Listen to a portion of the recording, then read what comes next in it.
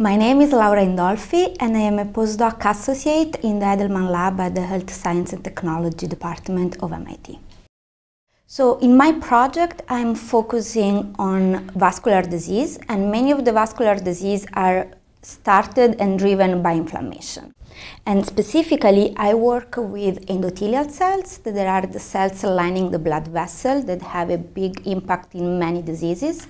The question I want to ask is if the microenvironment architecture that the cells sense can affect their phenotype and in turn drive them to a more healthier behavior.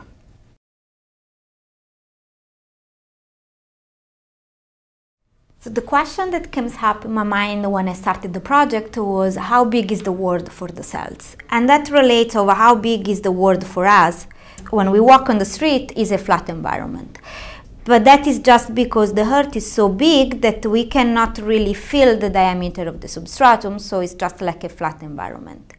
And that is the same for the cells, because if the cells are sitting on surface that are way bigger than them, they can just be planar. But if we can go to critical dimension where the range is more or less the same than the cell size, cells can feel a totally different microenvironment. They can wrap around or they can bend, and this will make their cytoskeleton to act differently. And the actin cytoskeleton is linked to a variety of pathways that can trigger healthier or diseased phenotype.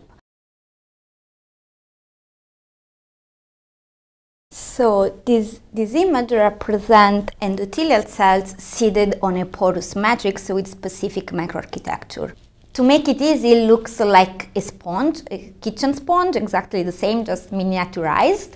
The specific strata of the sponge is exactly on the same order of magnitude that cell size.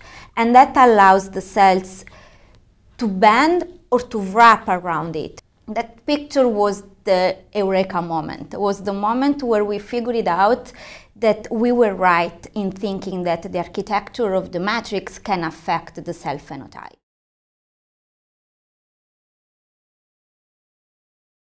What the results of my project is that when the cells are on a contoured environment, they secrete some signals, some factors that can affect the recruitment of inflammatory cells.